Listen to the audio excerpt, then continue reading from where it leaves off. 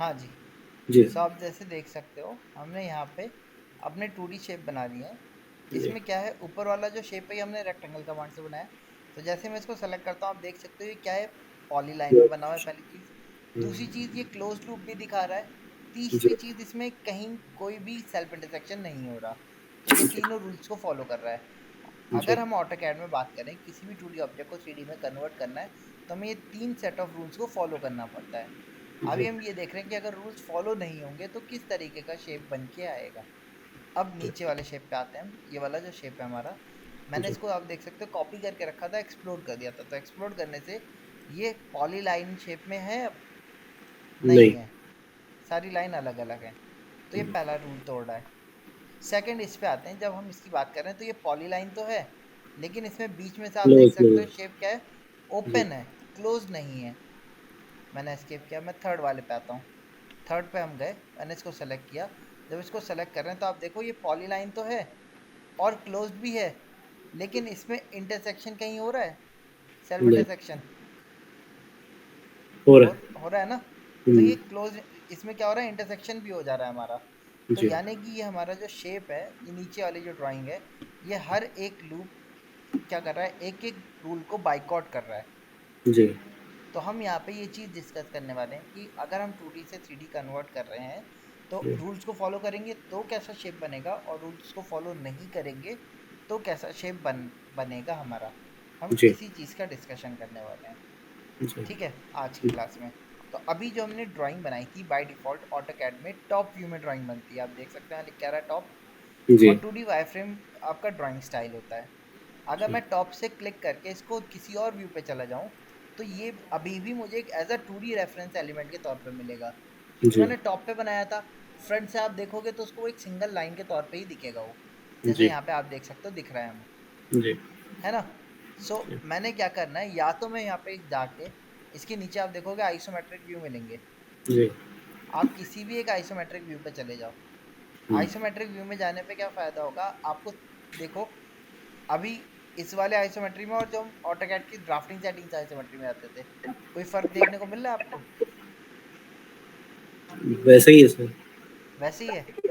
जी, sir जो pick अगर point आप वाली। ध्यान से देखो तो आइसोमेट्री में एक टाइम पे दो ही एक्सेस आती थी और दोनों एक्सेस हाँ, के बीच में एंगल 120 डिग्री होता था, लेकिन ये क्या है, ये आपकी व्यू को आइसोमेट्री में कन्वर्ट कर रहा है। इसमें आप देखोगे तो आपको तीन एक्सेस देखने को मिलेंगी, एक ग्रीन, एक ब्लू जी, और एक रेड। जी, देखिए, जी, है ना। और जी, दूसरी, इन तीनों के बीच में एंगल डिफरेंस कितना है, 120, 120 डिग्री का होगा। तो इसमें हमें एक 3D इमेज के तौर पे एलिमेंट दिखेगा या नहीं दिखेगा? जी, अगर मैं बाय डिफ़ॉल्ट टॉप में ही जाके 3D में कन्वर्ट कर दूं अगर इनको, तो हम जी, खुद ही नहीं जज कर पाएंगे कि 3D किधर बन रहा है, क्योंकि आपको Z एक्सेस उसकी दिखेगी नहीं, एक्स और वाई तो दिख रही है। जी, Z एक्सेस हमें दिखेगी इसमें? नहीं दिख नहीं रही। दिखेगी। Z एक्सेस कब दिखेगी, जब हमने तीनों एक्सेस की विजिबिलिटी एक साथ की हुई हो, जी, है ना। जी, अगर मैं फ्रंट से जाऊंगा तो मुझे एक्स और जेड मिलेगी, फिर वाई नहीं मिलेगी, है ना। जी, इसी चीज से बचने के लिए हम लोग क्या कर सकते हैं, यहाँ से आइसोमेट्रिक व्यू ले सकते हैं, या तो पहला काम। ये चीज क्लियर है। इस जी, व्यू पे करने के बाद जब हम इसको 3D में कन्वर्ट करेंगे तो हमें समझ में आएगा कि वो जो शेप है वो किधर बन रहा है, वो ऊपर बन रहा है या नीचे कन्वर्ट हो रहा है 3D में। जी, ठीक है। अच्छा, तो इसको करने का एक तरीका बताया मैंने आपको, क्या है, यहाँ से जाके आप कर सकते हो, या फिर आपका यहाँ देखोगे आपका यहाँ पे आता है आपका UCS, universal coordinate system, view cube, दिख रहा है आपको ये। जी, इस पे जाके अगर आप यहाँ होम पे क्लिक कर देते हो तो देखो यहाँ पे ये व्यू कैसा हो गया आपका, आइसोमेट्रिक। आ गया। हुँ, आप वापस से जाके इस पे क्लिक कर दोगे, कौन सा व्यू आ गया आपका, टॉप, टॉप टॉप व्यू आ व्यू। गया। अच्छा, इसी तरीके से दो तरीके हो गए आपके व्यू को चेंज करने के। दोनों व्यू समझ में आए। Yes sir. तीसरा तरीका जो सर सबसे ज्यादा, आइसोमेट्रिक उस पे क्लिक कर रहे हैं जब होम बटन पे तो आइसोमेट्रिक ही क्यों आ रहा है सर? और भी तो व्यूज़ हैं। वो फिक्स्ड व्यू आता है इसमें। और अच्छा, व्यू ओके, आपको चाहिए तो आप यहाँ से ले सकते हो, जैसे ओके, मैंने यहाँ ओके, से इस पे समझा, गया, अब आपने समझा। इस पे क्लिक कर दिया तो ये वाला व्यू आ जाएगा। इस पे जी, क्लिक कर देंगे तो इधर वाला आइसोमेट्रिक आ जाएगा, ओके, देखिए, ठीक है है सर, ना। ठीक इस पे क्लिक कर दूंगा तो फ्रंट व्यू आ जाएगा आपका। श्योर सर, ठीक है, इस पे ठीक है, क्लिक कर देंगे तो वापस से टॉप व्यू आ जाएगा। ठीक है। सारे वही व्यूज हैं जो यहाँ पे आते हैं आपके। जी, जी, ठीक है, अब तीसरा तरीका जो मैं सबसे ज़्यादा इस्तेमाल करता हूँ, मैं क्या करता हूँ, आपने कीबोर्ड से शिफ्ट की दबाई, ठीक है, माउस का जो स्क्रॉल व्हील होता है उसको दबाया साथ में। जब आप दोनों को साथ में दबाओगे तो आपका ये ऑर्बिट टूल लग जाएगा, देखिए जी दिख रहा है आपको। जी अब इसमें क्या होता है, जैसे आप माउस को मूव करोगे वो व्यू ओरिएंटेशन उसकी वैसी सेटअप हो जाएगी, जी ठीक है। जी तो उस व्यू ओरिएंटेशन के हिसाब से आप यहाँ पे अपना व्यू सेटअप कर सकते हो कि आपको किस व्यू से ऑब्जेक्ट को ऑब्जर्व करना है, जी ठीक है। अच्छा, ठीक मैंने व्यू को चेंज कर लिया यहाँ पे। अब व्यू चेंज करने के बाद इसको ऑब्जेक्ट को हम 3D में कन्वर्ट करते हैं, 2D से 3D में। जी तो कन्वर्ट करने के लिए हम कमांड पे चलते हैं, कौन सी, पहली एल 3D की कमांड, 2D से 3D में कन्वर्ट करने की कमांड हमने पढ़ी अभी, कौन सी है, EXT एक्सट्रूड। एक्सट्रूड कमांड क्या करता है, जो भी आपका शेप है ना वो उसको उसके परपेंडिकुलर डायरेक्शन पे हाइट देगा बस, जी ठीक ओके है। अब ये टॉप व्यू पे बना रखा है तो टॉप व्यू के परपेंडिकुलर डायरेक्शन ये ब्लू एक्सेस वाली तो जा रही है, जी तो ब्लू एक्सेस में हाइट देगा। अब आपकी चॉइस है, आप हाइट ऊपर भी ले सकते हो और नीचे भी। जी तो एक्सट्रूड कमांड लगाते हैं। एक्सट्रूड कमांड की शॉर्टकट की क्या लिखी हुई थी, EXT डी एक्स ई एक्स टी एंटर। उसके बाद ऑब्जेक्ट सेलेक्ट करना है, एंटर करना है, फिर हाइट देनी है। तो हम यहाँ से चलते हैं, इसको मिनिमाइज किया, ई एक्स टी एंटर किया हमने, ऑब्जेक्ट को सेलेक्ट कर लिया, हो गया, हो गया, जी यस एंटर किया, एंटर करके मैंने हाइट यहाँ से दी। अब देखो आप एक्सट्रूड हो रहा है नहीं हो रहा है, जी सिर्फ पहला वाला हो रहा है, बाकी भी हो रहे हैं, बाकी भी हो रहा है बाकी भी हो तीन रहा ही है। मैंने होता मैंने इसकी हाइट दे दी 1000 की, मान लो ज़्यादा हो गया 1000। एक्सट्रूड ई एक्स टी एंटर किया, हमने सबको सेलेक्ट किया,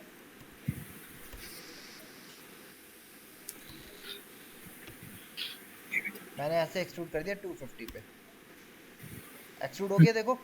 जी यस सर क्या ये वाला एक्सट्रूड हुआ अभी, नहीं सर नहीं हो सकता है सेलेक्ट नहीं हुआ, दोबारा से सेलेक्ट कर लेते हैं। ई एक्स टी एंटर किया, ऑब्जेक्ट को सेलेक्ट किया, ऑब्जेक्ट सेलेक्ट करने के बाद एंटर किया, क्या हुआ देखो, नहीं हुआ क्या लिख के आ अच्छा गया, one object remove from selection set, आ रहा है लिख के, यस जी सर क्या लिख के आ रहा है देखो, कैन नॉट स्वीप और extrude a self intersecting object curve.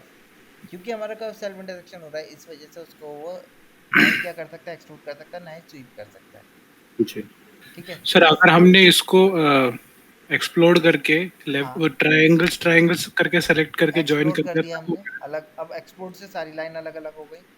हाँ अब मैं कह रहा हूँ कि ये सिर्फ तीनों लाइन ट्रायंगल सिर्फ हाँ, अगर उसको हम सेलेक्ट करके वो कर रहे हैं ज्वाइन कर दिया तो हो जाएगा जे एंटर किया, ये और ये देखो ये पूरी लाइन है हमारी।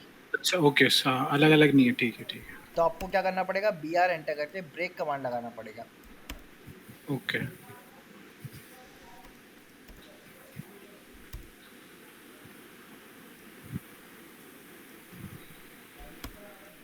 अब आप ज्वाइन कर सकते हो।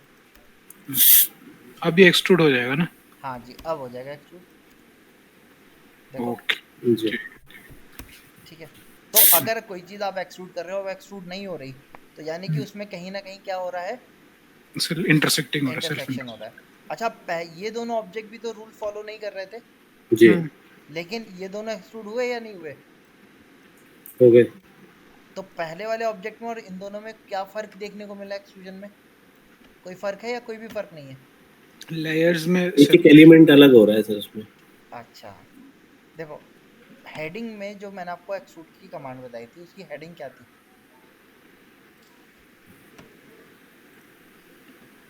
हेडिंग क्या है इसकी, पढ़िए, 2D to 3D solid solid, है ना। एक सॉलिड सरफेस होता है, एक सॉलिड एलिमेंट होता है और एक सरफेस होता है, ठीक है। मैं इसको सेलेक्ट कर रहा हूँ, यहाँ देखिए लिख के क्या आ रहा है, 3D सॉलिड सॉलिड है। सॉलिड और मैं अगर इसको सेलेक्ट करता हूँ, ये क्या लिख के आ रहा है देखो, सरफेस दोनों में क्या फर्क होता है, सॉलिड में और सरफेस में, सरफेस 2D है सरफेस 2D है, मतलब सॉलिड तो 3D हो गया सरफेस भी 3D हो सकता है। 3D मतलब एक्स वाई जेड एक्सिस में बना हुआ जो,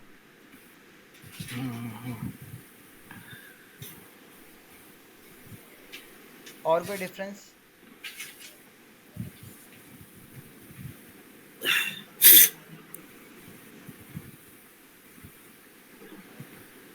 पता नहीं सर। सॉलिड में और सरफेस में मेजर डिफरेंस क्या होता है? सरफेस जो होता है वो जीरो थिकनेस एलिमेंट होता है,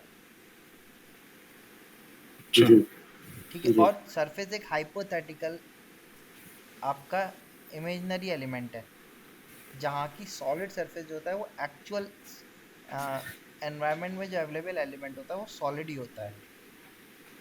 जैसे हम्म। कि अगर आप पेपर की बात करोगे तो पेपर में एक्स वाई एक्सेस होंगे हमारे, लेकिन पेपर की अपनी थिकनेस भी होगी, जी तो उसको जेड एक्सेस कहेंगे हम, है ना। इसी तरीके से हमारे हेयर की बात करेंगे तो हेयर थिन है, लेकिन उसकी भी थिकनेस है। जी तो इसलिए हमारा क्या होता है, एक्स वाई जेड तीनों एक्सेस होते हैं उसके अंदर। जी जो भी एलिमेंट होता है, चाहे आप वॉल देखो या आपके मोबाइल फ़ोन का कवर देखो, उनके अंदर क्या होंगे, तीनों एक्सेस होंगे। जी लेकिन वहीं आपका इसमें क्या होगा, खाली दो ही एक्सेस मिलेंगे आपको, एक्स जी और वाई। जी ठीक है, ये डिफरेंस देखने को मिलता है हमें सॉलिड में और सरफेस बॉडी में, ठीक है। जी अच्छा, अब आपको मैं इसमें एक चीज़ डिफरेंस दिख विजुअल डिफरेंस भी दिखा देता हूँ।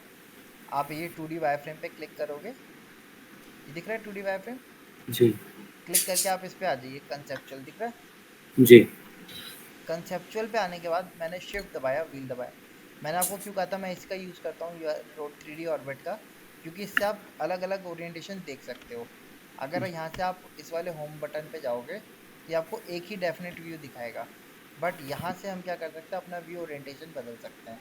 तो इसमें देखो सॉलिड वाले के अंदर क्या हो रहा है, पूरा प्रॉपर मटेरियल फिल हो रहा है, जी बट इनमें एलिमेंट में हमारा मटेरियल फिल हो रहा है क्या?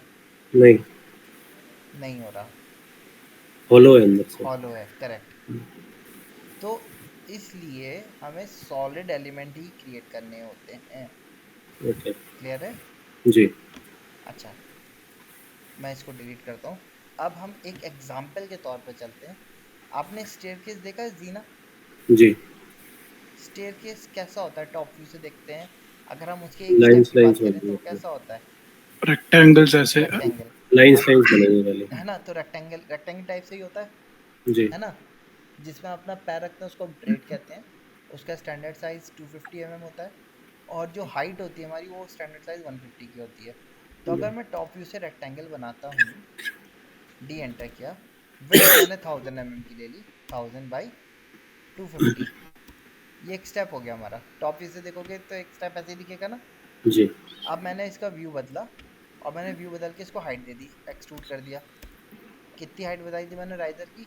150। 150 अब ये एक स्टेप हो गया हमारा। जी अच्छा, लेकिन अगर मैं इसके मल्टीपल स्टेप चाहिए तो मुझे क्या करना पड़ेगा, इसको कॉपी करके रखना पड़ेगा,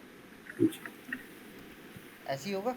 जी जीने को आप साइड से देखते हो तो क्या वो ऐसा देखने को मिलता है या छोटा नहीं? रेक्टेंगल देखने को मिलेगा। हाँ जी, साइड से देखेंगे तो स्मॉल रेक्टेंगल्स मिलेंगे। Small rectangle.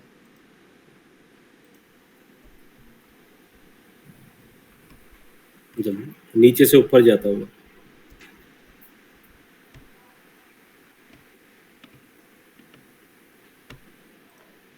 अब देखो ऐसा नहीं देखने को मिलेगा हमें, लग नॉर्मल जीना, जी है ना, हाँ सर। इस टाइप का दिखता है ना। तो साइड व्यू में क्या दिख रहा है, स्लोप दिख रहा है, देखो, जी है ना। क्या हमारे में ये स्लोप आ रहा है? नहीं नहीं। तो ये क्या समझा रहा है हमें, कि हम टॉप व्यू से नहीं बना सकते, क्योंकि वो स्लोप टॉप व्यू से बनाएंगे तो एक्सट्रूड करने में नहीं आ पाएगा, जी है ना। स्लोप फिगर कौन से व्यू पे दिखेगी हमें, कौन से व्यू से दिख रही है slope figure? Side view. Side view से। तो हमें 3D में हमेशा ध्यान रखना है कि कौन सा ऑब्जेक्ट किस व्यू से कैसा दिख रहा है। तो कौन सी व्यू से दिख रही थी हमें, साइड व्यू से। जी अब साइड व्यू कौन सा ले, कोई भी साइड व्यू ले सकते हो आप चाहो तो। लेफ्ट या राइट। हाँ, तो मैंने यहाँ से एक साइड व्यू ले लिया, सपोज लेफ्ट साइड व्यू, ठीक है। लेफ्ट साइड व्यू में गए, मैं टॉप व्यू में क्यों नहीं बना रहा, क्योंकि टॉप व्यू में बनाऊंगा तो जो हमारे स्टेप है वो वर्टिकल अपवर्ड की तरफ हुए हुए आ जाएंगे, इसलिए साइड व्यू पे जाके ही साइड व्यू बनाना होगा भाई। अब साइड व्यू में हमें कैसा शेप दिखेगा भाई, एक स्टेप की बात करें हम तो हमें वो कैसा दिखेगा, इस टाइप से दिखेगा, है ना। तो साइड व्यू से एक सिंगल स्टेप की बात करें हम,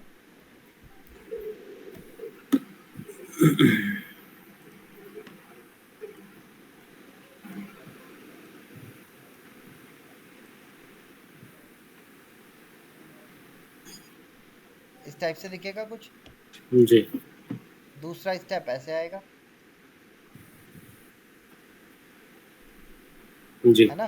जी। ठीक है, तो ये जो हाइट होती है ये वाली हम राइजर कहते हैं, ठीक है। और ग्रेट। ये हमारा विड्थ जो होती है इसको हम ट्रेड कहते हैं, ठीक। जी राइजर एक्चुअल में जो होता है हमारा 150 mm होता है, लेकिन यहाँ पे क्या होता है डबल हाइट आएगी, क्योंकि इसकी हाइट भी इसके अंदर सबमर्ज होगी, तो हमें जी इसको 300 लेना पड़ेगा, ठीक है। और जी। ट्रेड जो होगा हमारा ये सिंगल लेवल का आएगा, इसकी विड्थ होती है 250। 250 mm, ठीक है। जी तो हमने क्या किया, साइड व्यू पे गए, एल एंटर किया, लाइन कमांड ली, हाइट कितनी ली 300। 300, विड्थ कितनी ली 150। 250, 2 फिर डेप्थ इधर की 150 ली और सी एंटर करके क्लोज कर दिया। देखो आप ये शेप आ गया। जी अब क्या करें इस शेप को 3D में कन्वर्ट करना है, जी। क्या करेंगे बताइए। रोटेट करके एक्सट्रूड रोटेट होगा। करके एक्सट्रूड कर दें, रोटेट किया, ई एक्स टी एंटर किया, ऑब्जेक्ट को सेलेक्ट किया, कितनी हाइट देनी थी 1000 ना, 1000 लिख के एंटर कर दिया, हो गया स्टेप तैयार। जी अच्छा, लेकिन अगर आप इसको देखो तो अंदर से हॉलो नहीं दिख रहा, जी। होना चाहिए ऐसा, नहीं, नहीं। तो क्या गड़बड़ी करी हमने, क्लोज पॉलीलाइन नहीं बनाई। करेक्ट, तो पॉलीलाइन के लिए जे एंटर करके ज्वाइन कर दिया। अब ये पॉलीलाइन है, जी पहला रूल फॉलो हो रहा है, क्लोज्ड है, जी। दूसरा रूल भी फॉलो हो रहा है, इंटरसेक्शन तो नहीं है, नहीं है। तीनों रूल फॉलो हो रहा है मतलब। अब क्या कर सकते हैं, सिंपल इसको सेलेक्ट करके 1000 एक्सट्रूड कर दिया हमने, तैयार हो गया शेप। जी। अब ये एक स्टेप आया, दूसरे स्टेप के लिए क्या कर सकते हैं, इसको ओके। कॉपी करके मैंने उठा के एक स्टेप के बाद एक स्टेप रखते गए।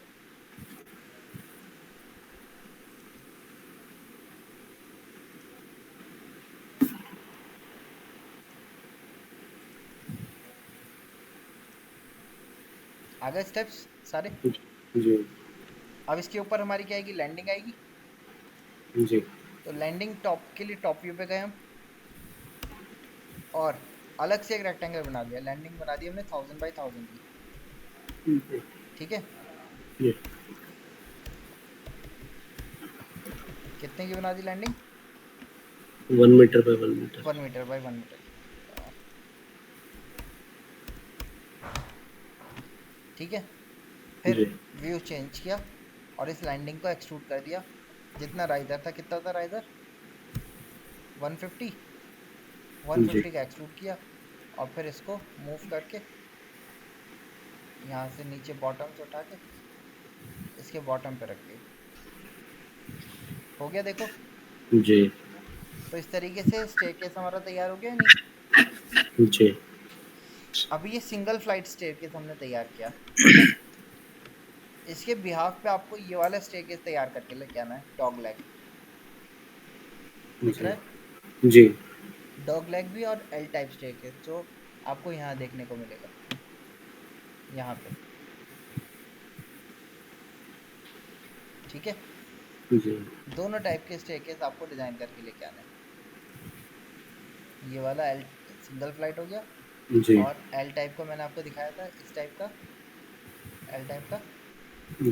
ठीक है। दोनों स्टेयरकेस डिजाइन करके लेके आना है आपको, बताइए क्लियर है इतना, जी ओके। सर। ठीक है। चलिए आज का सेशन यहीं पर रखते हैं हम। जी गोकुल अवनीत कोई और डाउट होगा, मैंने कुछ ड्राइंग्स भेजी हैं अपनी तो आपको भी, ठीक है जी जी वो जी और जी ट्राई करिएगा, जी फिर इसके बाद कल की क्लास में आगे का स्टार्ट करते हैं। सर